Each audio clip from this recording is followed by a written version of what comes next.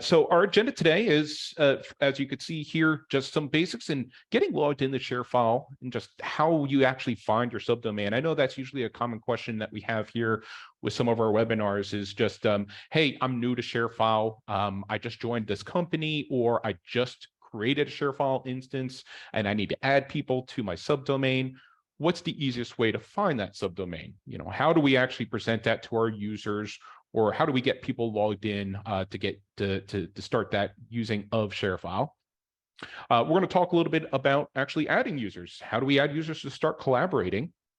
We'll go over prospective clients. This is actually a newer feature that we've come out with that will help you externally share with people outside of your company with ShareFile, and how you onboard those users into ShareFile and again, start to share and collaborate with them. Then we're going to go over a little bit of creating of folders within ShareFile. How do we start uploading? How do we start downloading from them? And more importantly, how do we start giving access to those users to be able to work with us in that particular folder? We're going to go over just simply how to share and request files outside of folders. We're going to show how to send a e-signature from a document in a folder itself. The e-signature part is part of ShareFile. It's part of our integration with our premium offering that allows you to send e-signatures right from ShareFile to get signed. And then we're just going to run through some of your user account settings. What can you do to make it a little bit more personable, make it a little bit more, say, particular to how you use ShareFile. So we'll run through those. And then we'll just go through some of the available applications. Of course, most of what we go through today is going to be concentrated going through a web browser, which most of the time that's how you're going to be accessing. But we do have other applications outside of that that will allow you to interact with ShareFile as well. So without further ado, let's get to the demo. So first off, we're going to start out as an employee, and as you can see here with the different windows I have open, not to get confused because we do have employee section and a client section. So I kind of want to show the interaction between both of those. But first off, how do I access my ShareFile instance? As you can see here, you'll always have a subdomain within your ShareFile instance. It's usually a unique name, either particular to your company, or you personalize it when you first set up ShareFile. And if you need to give that information out to somebody, you'll always have that URL that you could simply send to them. So it always is your actual unique name.sharefile.com. Very quick little tip there. If your users are unaware of how to find that subdomain, or you're trying to kind of say, hey, you got a welcome email when I did add you. If you ever go back into your mail, and when you were added as a ShareFile user, you'll be able to see that at the top here, the subject usually starts with your name and then has added you to ShareFile. Well, I apologize, my name, and then added you to ShareFile. You can also go by the actual email domain that we have here if you're trying to find that email. But then you'll see at the bottom, this will give you the link that was created for you to activate your account in the beginning. So that will be the subdomain that you would be accessing here.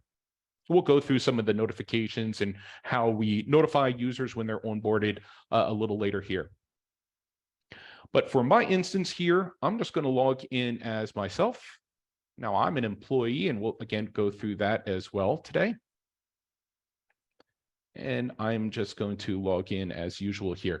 Now, one thing that I might be skipping here is that with security, as you see, I logged in with the account that I was created with, I should say. But we also do have another security measure called multi-factor authentication. So when you did activate your account with your instance or somebody else's ShareFile instance, you might have went through a process to create a second factor authentication. And when I say second factor authentication, that's when it's asking you for your actual phone number, for either SMS or text or voice to authenticate you as that user. So I didn't have to enter that in. That is already cached. But if you did have somebody logging in, you want to instruct them that once you do log in, there might be that second step to authenticate you further with validating through, again, text or voice message when you did set up your account. All right, so once I'm logged in here, this is a general view that your employees or your clients, your external entities will be very familiar with, because when you do log in, you'll be presented with your dashboard here. These are pretty straightforward in terms of what they are in terms of these tiles. First, you'll have your recent files. These are anything that you've been sharing or you've opened and edited any of these files just recently. You have your shortcuts, and as an employee, and I'm able to manage other users, you might see some additional ones like creating a new user here that you may not see as well. But these are common shortcuts like sharing a file and requesting a file that you're going to use quite frequently. Down below here, you have your favorites. We'll go through actually tagging folders and files as favorites. So we'll go through that. And then on the bottom right here, you'll have little tutorials and helpful links. These are great for if you're just starting out, you're not too familiar with ShareFile, you've kind of used it in the past. These will really kind of get you started and just kind of run through just some of the basics. We do also have a helpful link section here, and these vary based on getting started, basics, advanced, and also goes through some of our applications here. Also on the bottom right, you'll see this little ShareFile icon. If you actually click on that, that will bring up a little resource center. This is super helpful because if you're going to be frequently using ShareFile, things like what's new and understanding what features have been released or what has changed, always kind of take a peep in here, because these are awesome links to different videos and instructions of how to get started with some of the new features that we're releasing. But furthermore, we also have common support articles that you can search on.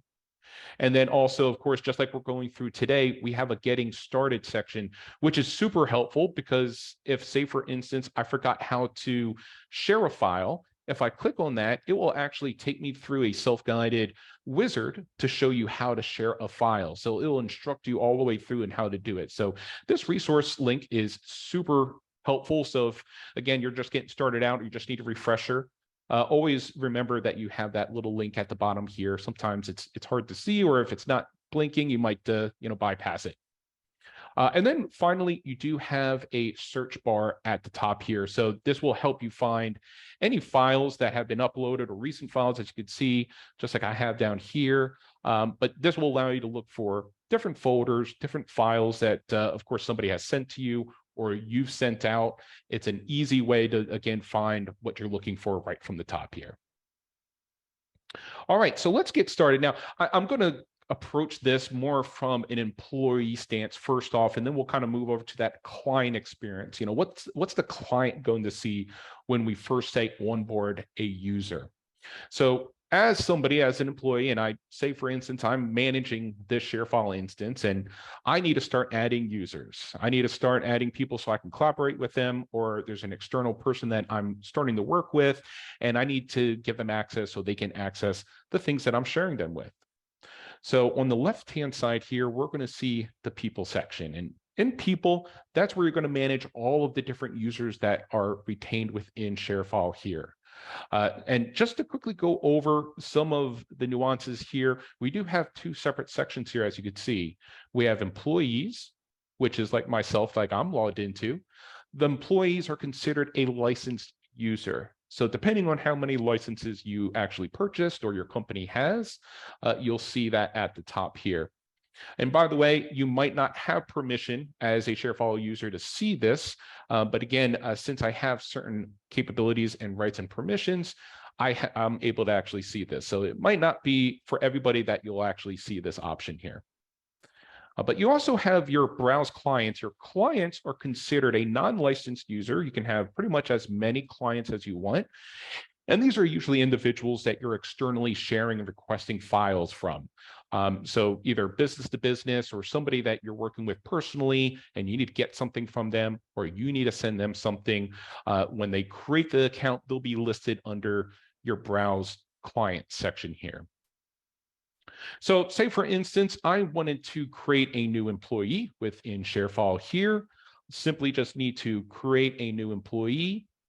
First off, I'm doing a single employee here. As you can see, I can add additional if I wanted to.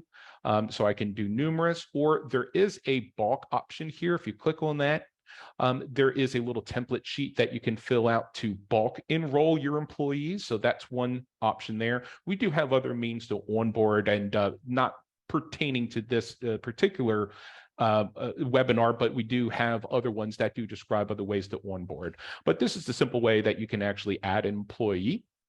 So the basic information typically we need for a user within ShareFile is always the first name, last name, and their email address. The email address is the most important for a couple different reasons, but mainly because that's how we tie your license to ShareFile if you're an employee, but also when we're communicating through email or whatever other means that we're sharing with you. Of course, we're always going through an email address to send that, say, file or that folder over to you to share. Now, I'm just kind of going through the steps of how to add this user. Since we have a lot to cover, I'm not going to hit on everything, but this is just really common operation here in terms of adding a user. By default, some of these operations and these permissions are already checked, as you can see.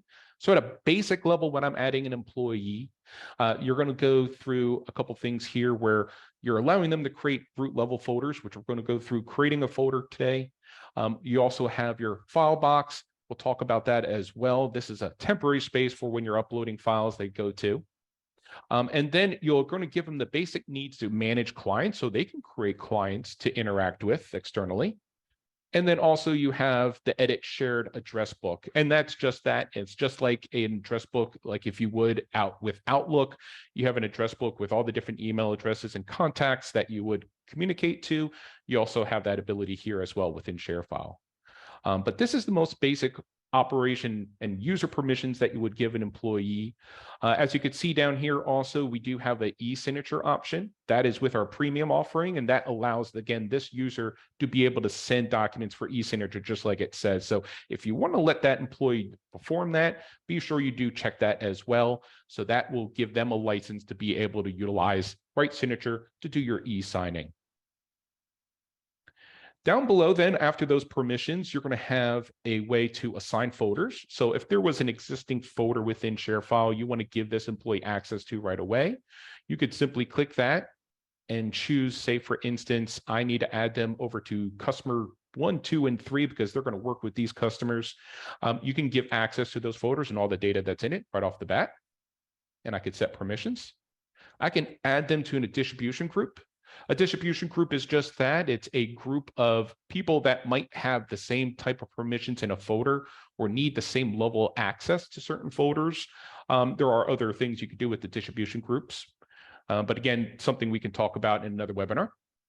And then also we have the ability to copy folder access from an existing user. So if there was somebody that we're onboarding that's in accounting, we can choose another user that's in accounting that has similar rights and similar permissions to folders so that right off the bat, we don't need to look for the folders they need access to. We could just copy those permissions, that access from that other user that's in accounting.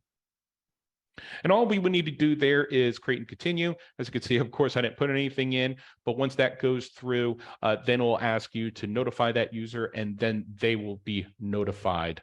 Now, what it'll look like on the client side is I kind of showed this in the beginning, but this is a notification as a new employee for what you'll actually get. So as you can see, this email will present to them where they have to activate their account.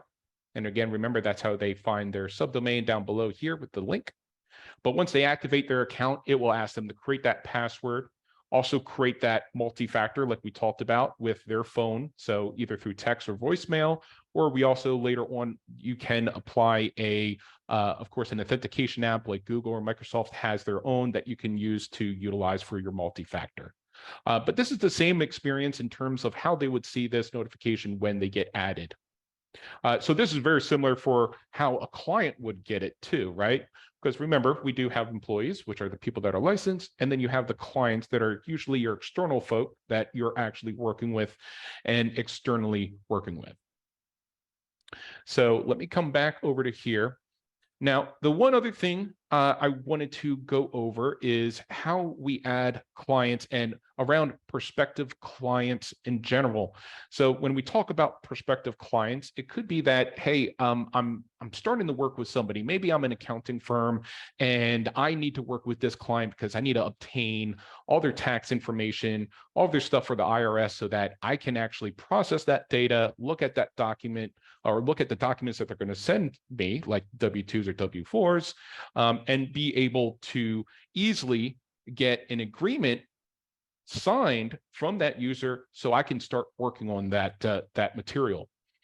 So as you can see, we have a prospective client section here. Now, I could create the client manually here and I could send an agreement, but with this new option, if that person hasn't worked with me before, I can do this all within this section. So when I click on Add Prospect, it's going to ask for a lot of the things that I might need as an accountant to be able to process and understand a little bit more about my client. So as you can see here, remember, we always need first name, last name, and email for your users within ShareFile. But we also have information down below here that you can gather from them. And this might be something like from a lead that you got to say, bring this client on board. So you could fill that information out and then add them. And for this prospect here, I already had somebody, Mr. Joe Sparks here, that I've already created. Once I've created this user, again, maybe I need to get a document signed from him to allow me to start working with him. Maybe there's a contract that he needs to sign. So I want to get that done before anything else. Before I start looking at any data, I want to be sure that that document that I have for onboarding this client is signed. So if I check mark that person, I could click on Send Client Agreement.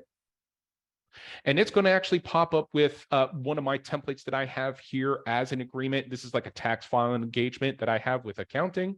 And I can use this. You can create, of course, a template from most anything like PDF or Word doc that you use all the time for onboarding clients and working with them. So you can create your own template and have this reusable for any prospective client that you have. So for this instance, I'm just going to use the template I have here. And as you're going to see here, it's going to have my merge fields. And that's what happens when you create that template is you create merge fields onto that document that you have. And as you can see, it filled in all that information I already put in.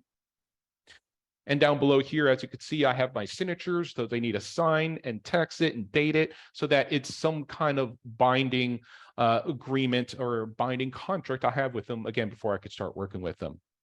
So all I would need to do there is actually click on send, and that will send it to the actual client. And that will in turn say for the client side, you'll actually see that I believe I have one here. I don't believe I actually have one here before, but when they do get it as a client, they will get a confirmation of that, and there will be an easy link for them to actually choose. Actually, this is a good one that looks like this, where you'll get a review and sign. And all they would need to do is click on that, and they'll go through that template like I showed you, where it's very simple. The wizard will take them through and what actions they need to take in terms of putting in their signature and their, of course, signed date and also their printed name, just like I showed you on there. So if, say, Mr. Joe Sparks, he went and he signed all that, everything is good, we got an acknowledgement on my side, that in turn will create a shared folder, which is actually a good segue into the next topic that we have.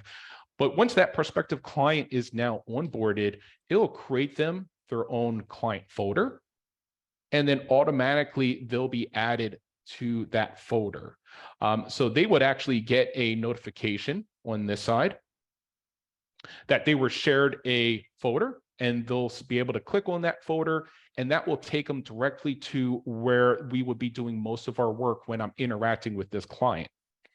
So as you can see, I already have some preloaded documents that I have in there, maybe some things that I need to work with John Doe right off the bat. But the one thing you want to notice here is that that tax filing engagement letter that he signed was signed and brought back directly into here. And as you can see, they have it signed and it's all documented. And we have a nice audit trail of when that actually came to be. Again, this is another one that I already did ahead of time, but I guess you could see where the audit trail is, where we have every little instance of them accessing it, including their IP address and how they signed it and so forth. So again, a great way to actually onboard a client. You have the document signed or the contract signed for us so that we could start working together in ShareFile to be able to process things like their tax returns and so forth. So now, again, as you could think of this is more of like a client portal where now they have a folder where you can upload, download things for Mr. John Doe here and be able to collaborate with them. So let's kind of jump into some of these folder operations like I'm just kind of describing here.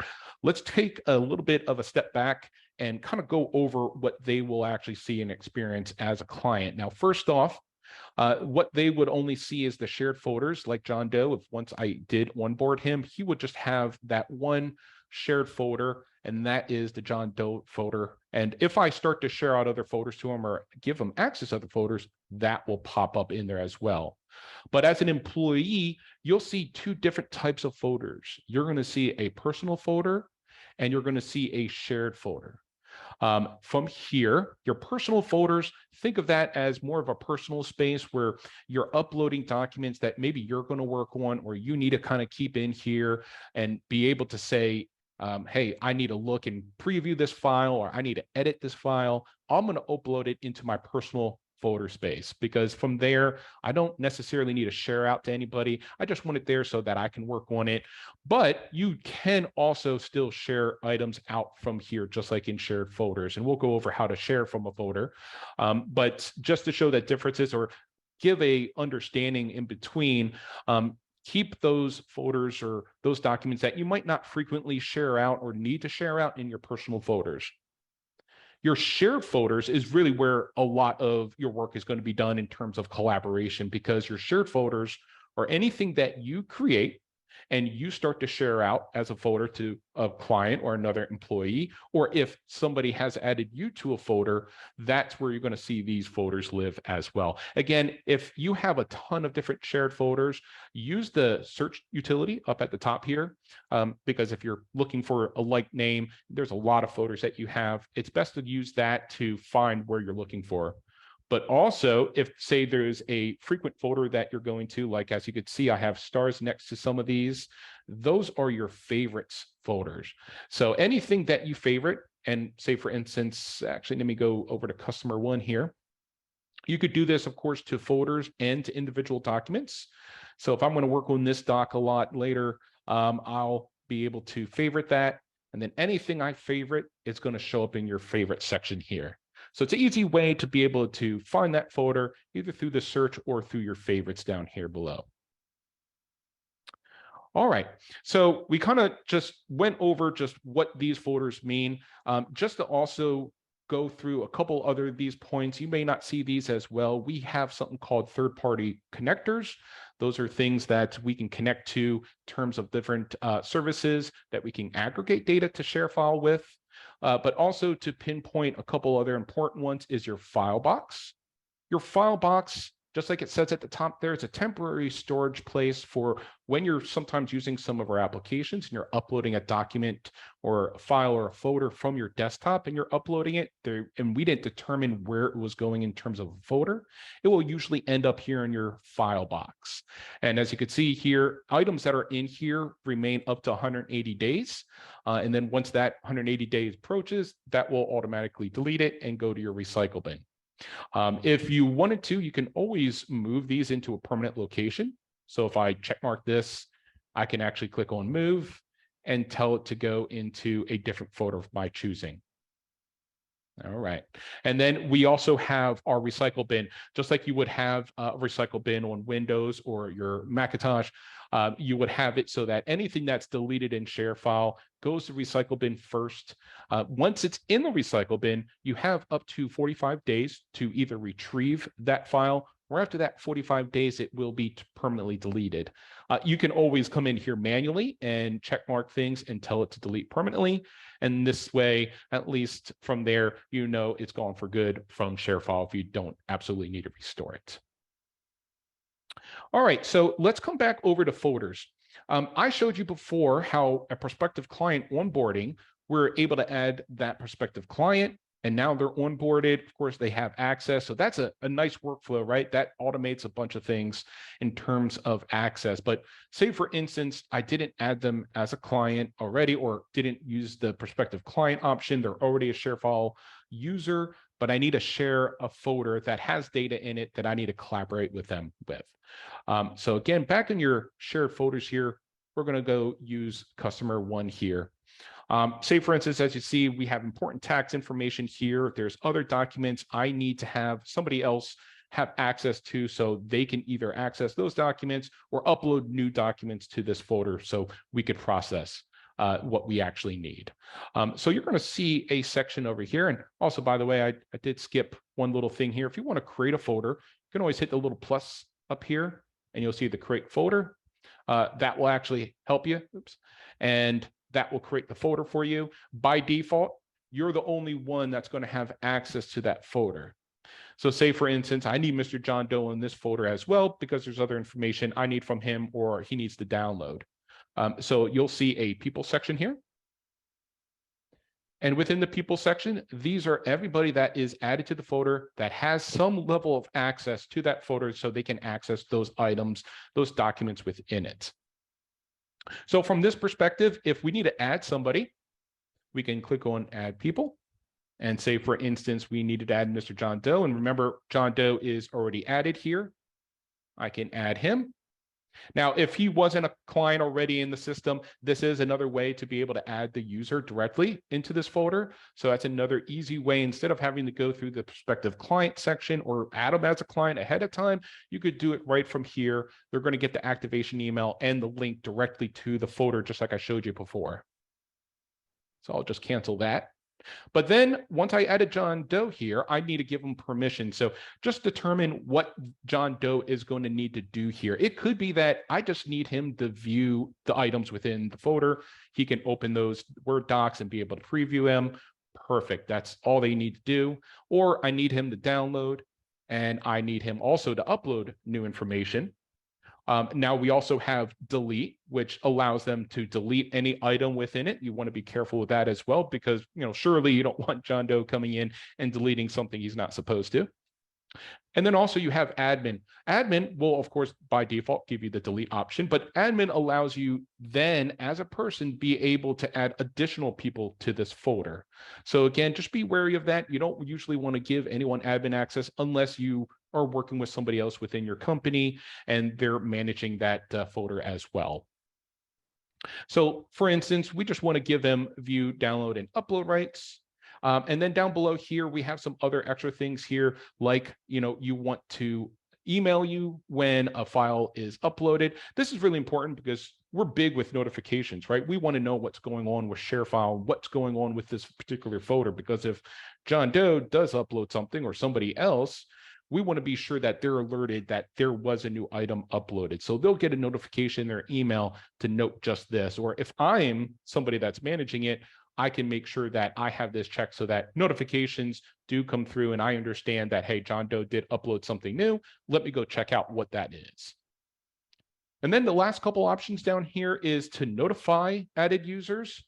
So anyone that I add here, they'll get that message. And again, just like I showed you here, they'll get a like email, just like it shows here, that you were added to a folder. And all they would have to do is click that link, log into their client account, and they'll be able to access that folder based on also what permissions we give them. And then also apply settings to subfolders. So any subfolders within my root level folder, the top level folder like I'm in now, is going to apply the same permissions for John Doe. So again, something to be wary of, because sometimes you want to create a folder, but I don't necessarily want John Doe to have the same level of access to all the subfolders within it. It might not be important for him, or it's for a particular other person that is in that folder. So just be wary of that as well. Make sure you uncheck that if you aren't applying it to subfolders. All right. So just to kind of show what that client experience looks like, I'm just going to log in here, and give me just 1 second as I log in. I'm going to log in as Mr. John Doe on my other browser. Give me 1 moment.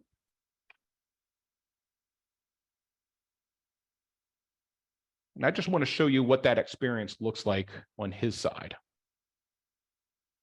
So again, if I just gave John Doe that permission over to that folder, he's going to get that link. He's going to click on it, log in. And as you can see, the experience in terms of the UI looks pretty similar. But remember, as you can see, we don't have personal folders. He's not an employee. He's just a client that I'm working with. And then you give him access to that folder.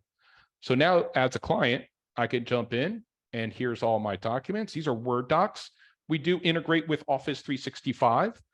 So that allows us for previewing. Get something a little more interesting. Say, for instance, actually, this is a perfect example. If John Doe wants to be sure that, hey, that contract that he signed was valid and it's good, he's also able to bring up that PDF and view the completed signature in whole. So if he needed that or he needed to download it, copy that out, those are operations that we want to give them. So as you can see, holistically, the client and employee have the same kind of interface, but with less options. As the client is not a licensed user, the employee is going to have all the different features that you have based on the licensing you chose with ShareFile. All right, just wanted to show that experience. Let's continue to move on here because, say, for instance, I don't want to say give John Doe a folder access. I don't want to just share that folder because it could be that, you know, there's just a couple files that I need to share with them. So a couple ways we want to approach this is, first off, we do have the share files and request file shortcuts that you can always start that workflow from here. But more particular, I want to go from a folder. So there's an existing file that's already in ShareFile that I want to send to Mr. John Doe. Say, for instance, it's a new hire confirmation. Maybe this is a second template that I need to send him, or another document, or maybe it's an Excel report that I already had and I need to share that information out to him. So you'll see, now I can choose multiple items if I wanted to, but for this instance, I just want to choose one and I just want to click share. From here, this is going to go a couple different ways. Now, this is going to create a link that I could share out, or if you want to go through email, you could do that. But let's create a link first, right? First off, I always want to check my options in the share itself. This is really where ShareFile shines. It gives you some of that security for, instead of just sending an attachment, I'm creating a share with certain security measures so that it's a little bit more locked down in the way John Doe is interacting with that data. So for instance, the first question is, what do I want to allow them to do? And again, remember, I didn't add them to the folder, so they don't see this particular folder. I'm just giving them this document because I need to share it out to them.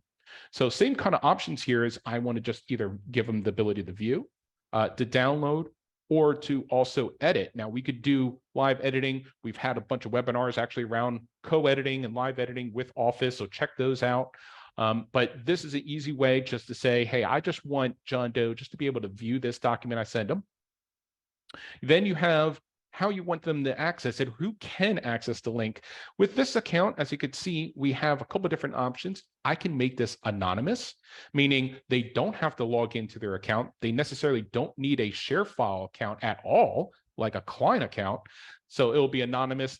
That person can click on the link and it'll open up the document that I'm sharing with. I can also do the anyone, which allows us to basically do anonymous, but it's going to require them to put in a name and email for them to be able to view that document. It doesn't create the account for them. This is just for auditing reasons. So if I run a report, I could see I sent this over to John Doe, and at least he gave us his name and email. And then we have the most secure options here is either the sign in as a client or employee, or if you're just sending this to an employee, to sign in as well. So both these options basically require, based on who they are, either a client or an employee user, they have to sign into their account first. Now, you might be also thinking is, if I'm going to send this over to somebody, and we'll get to that actually on the email section, but if I send this to somebody that doesn't already have an account, how do they actually create the account? So I'll show you that when we're talking about the email side of things. But at least when we're generating a link, they should probably already have an account when you're doing it this way. But we'll go through the email to kind of showcase what that looks like. So for this instance, I'm going to choose the sign-in required as a client employee. And then the view access expired. This is awesome. So say, for instance, I don't want this document living outside forever. I want this to kind of basically die out after 30 days because it's critical information, or maybe a new version is going to come out. So basically, this is telling me after 30 days, the link that I'm creating is not going to exist, or we can't access that link.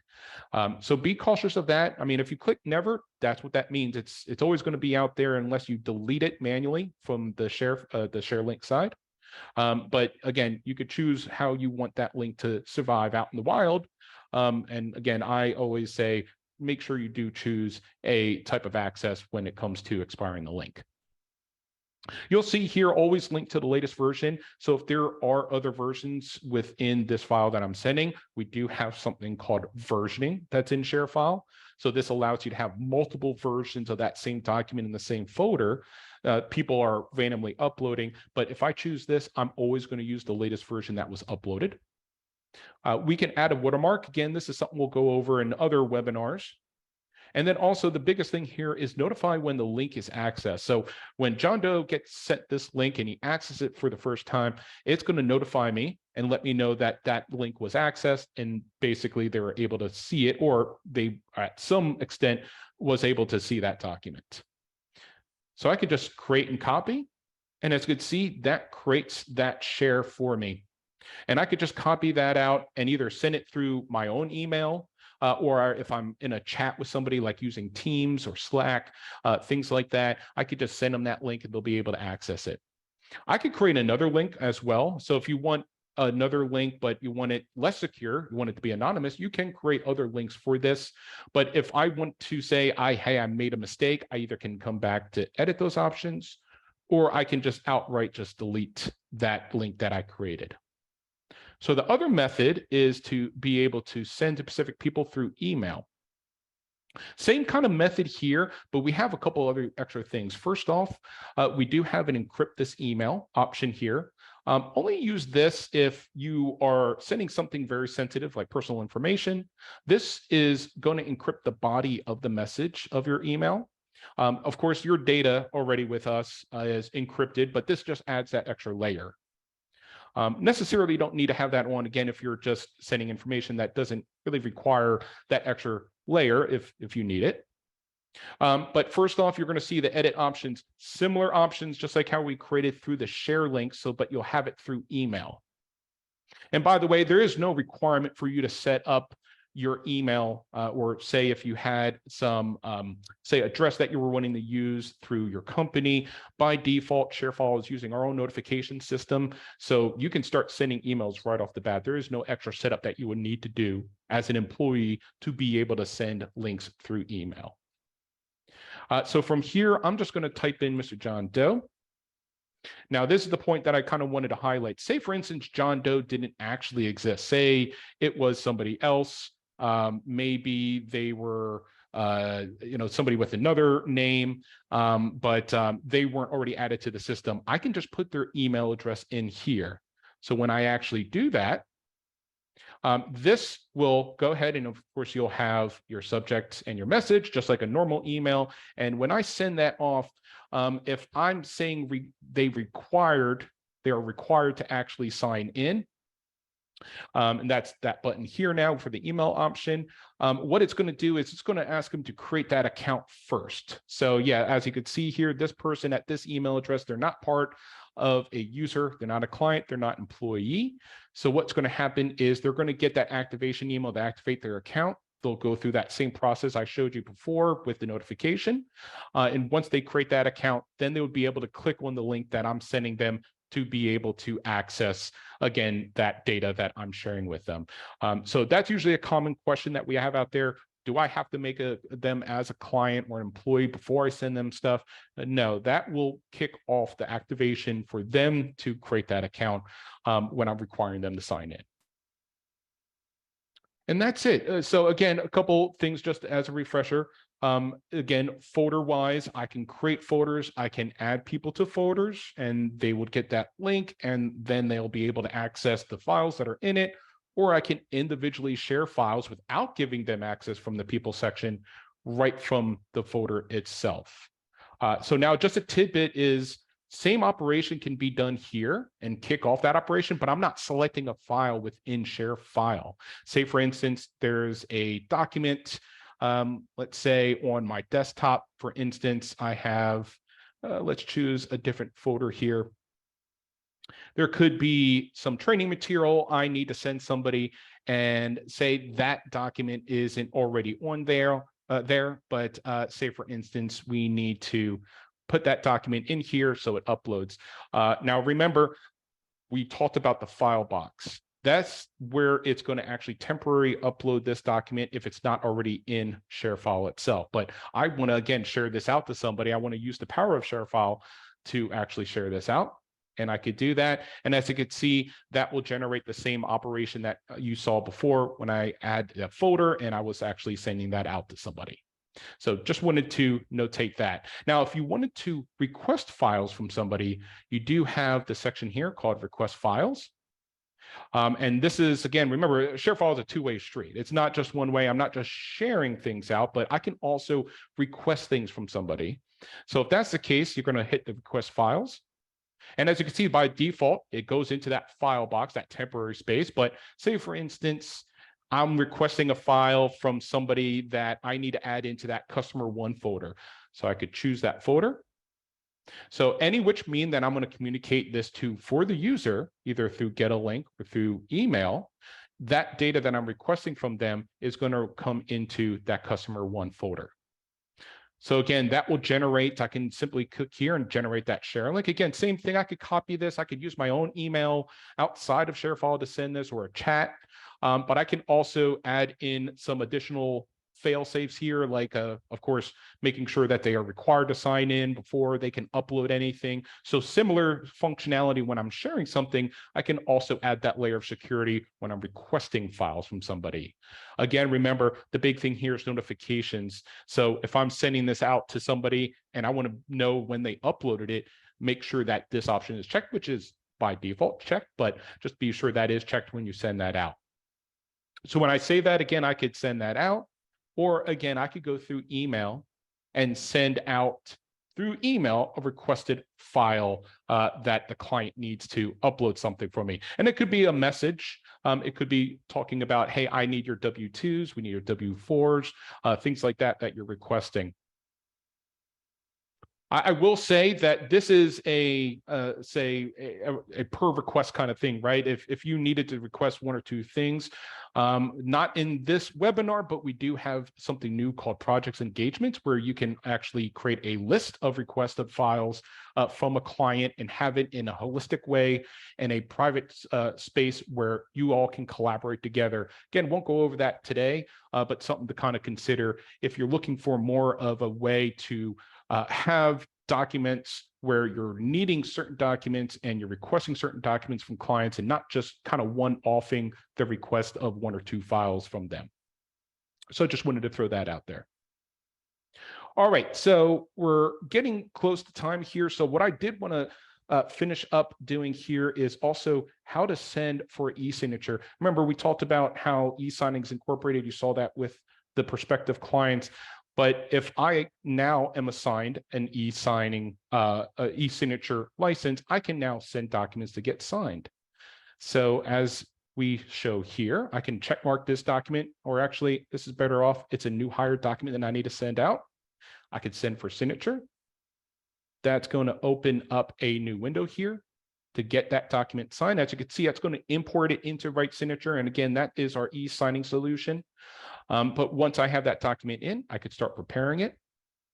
And I can put, say, for instance, I'm sending this back over to John Doe. And remember, John Doe's already a client in here. Again, if they're not a client, I can always just put their email address in here and their name. And I can add various different other signers, or add myself, and I can add people so that in a particular order, I need these people to sign it. But in this fashion, I'm just doing a single one here. And this is just a simple form just for a new employee confirmation. As you can see off to the right here, I have various different requests that I can actually bring in here. And actually what I like to do here is use the field detection. Make sure you check mark that. And once you do, you can actually click your requested fields here. And what that will do is it'll try to align it best as possible when I have a line kind of like this. I have a field section here and I have a date. Oh, and I don't think that one took here. Put that one in. There we go. So very simple. You can do a lot of fancy stuff with the e-signing solution here. Tons of ways that you can annotate documents, things like that, where you can add your own signature ahead of time. So it's a great versatile tool and of what it can actually do. But for the bare necessity, as you could see, I created a quick document that just needed to get signed. I do have other capabilities like security operations in terms of adding a passcode. We can have it expire after a certain period of time. So there's other things we can add to this document when we're sending this off. And of course, I can add a little personalized message. And then when I send that off, that will send it to Mr. John Doe. And I could actually see the history, what's actually happening here, who I sent it, when I sent it. Of course, when it's going to expire, certain operations that I can actually change, or if I made a big oops, I can also void out this signature or this signing doc.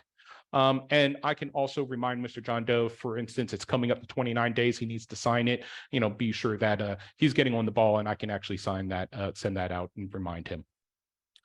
So what it looks like when it comes back into here is the client will get that e-signature confirmation, just like it would look like when the prospective client, when we're doing the agreement. And when he clicks on that, that will bring this up. And as you could see here, it'll guide them through very easily. And we can apply names here. We could put today's date. And there we go. And if, for instance, it's a longer document for signing, if you need to save progress, you can save progress and come back to it later. And this is just a little terms and conditions, just telling you agree with it. And it's been executed over here. So now if I come back over to me as the person that initiated it, I can see that it's been executed. I have the history of everything that's been going on. And then at the bottom, like I showed you with the agreement contract that I had somebody else sign, I have a full history of what happened with the signature in case I need to look back and audit that trace. All right, so very simple solution, as you can see, sending for signature, extremely easy. We go very in depth with how we can actually use this even more within ShareFile. Again, we've had tons of different sessions and webinars around it. So check out our webinars in the past for a lot of those other things.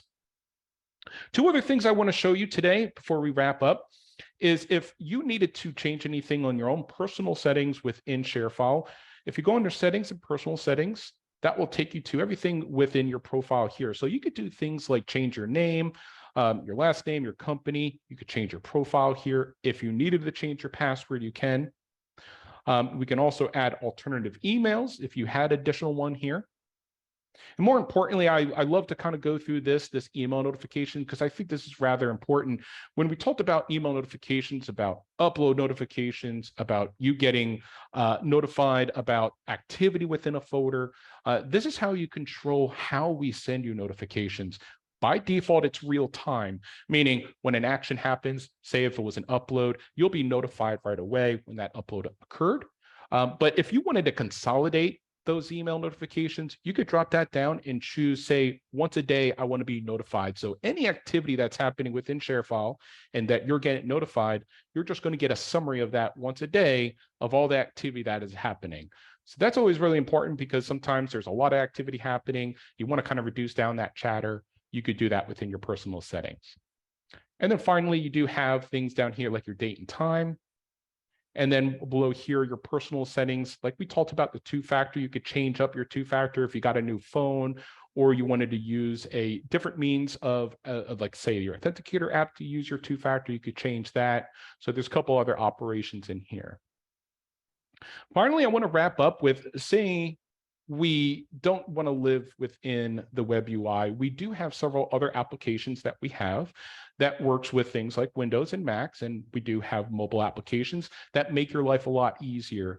So take a look at that. In your top right-hand side of your dash, you'll see the app section here. All of them you can download directly from here. The one that occurs a lot with a lot of my clients is the Outlook plugin. It's a great, easy way to actually, instead of sending attachments through Outlook, it will actually convert those attachments into an easy share, and you could send them out. And it's a very easy integration. Setup is super simple. And as you can see here, we have a couple of the ones like for Gmail down below here. Again, mobile section here, Apple and Android, those are the most common two platforms that we have. But again, certainly ones to look at if you're somebody on the go and you need to interact and send and request files and so forth, of what we actually did today. Perhaps we could go through some Q&A and be sure if we did have any remaining Q&A, we can go over that and be sure we hit on anyone that had any interesting questions there. I just want to make sure, were you able to cover the configuring notifications part? Yes, yeah, that was down here below in your personal settings here. Okay, cool. And yeah, and down below is our notification. So again, yeah, I feel this is super important because, you know, sometimes you're inundated with other emails, and certainly within ShareFile, again, we are really big with notifications. We want to be sure that you know what's going on with your account within ShareFile. So if you're getting too much of those, again, by default, it is real time. So the instance somebody uploads, say, something to that folder like we showed, if you want to consolidate those, you do have the different email frequency that you actually have. So that's super important. I think a lot of the times we definitely want to be sure that you're aware of that, because now in the digital age, of course, emails are super important to you, and being sure that you're getting them in real time, or any particular way you want them in certain fashions, you have that ability to customize it. Awesome. Thank you, John. We do have one question that popped up. Sure.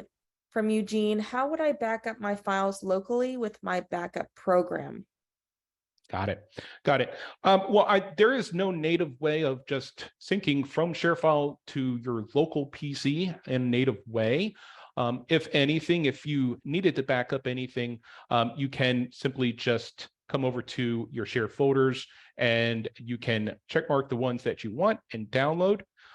We do have other easier means of accessing those. Say, for instance, I did go through the app section here, but this one particular ShareFile for Windows will add a very easy network drive that you can actually see on the, let me bring my window over here, if it'll move.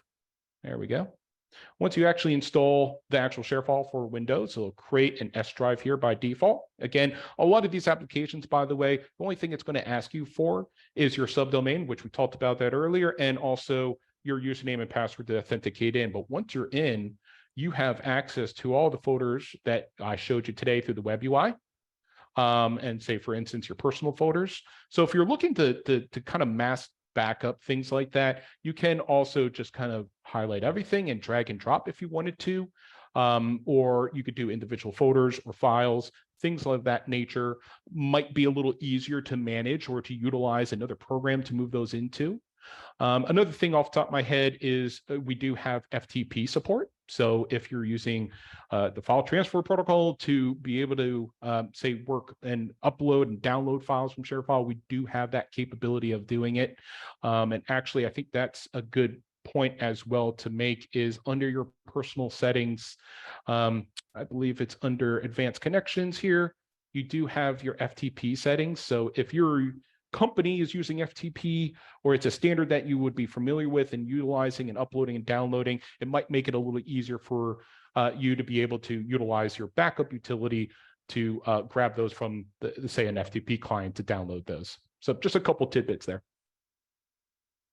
One more question, anonymous submission. The question is, can I move or copy documents between folders?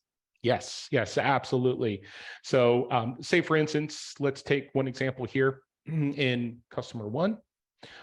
Say I have a couple of different, items that I need to move. There is that move action here. And we actually want to move it into, say, folder 3. Actually, because I want to keep these here, let's just do one of them here, and I can move just one of them. And I'll choose option 3 there, and that's going to move.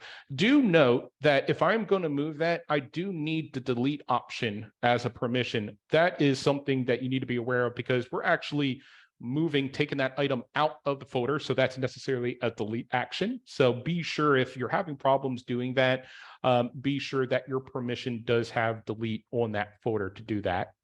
But if I wanted to copy, I can also just check mark that. And then you have that copy option. And then same operation here, you could choose where you want it to go and copy it to that folder. And that will create a copy there. that will just process it. Here we go. And then we have the confirmation that was copied. And then if we come back over to our folders, actually I can go up one level, go to room 3, and there's our new hire confirmation that was copied over. Thank you again, John. Thank you so Yes. much, audience and panelists. Really appreciate both your time. And we'll see you at the next webinar. Take care, everybody. Thank you, everyone. Have a great week.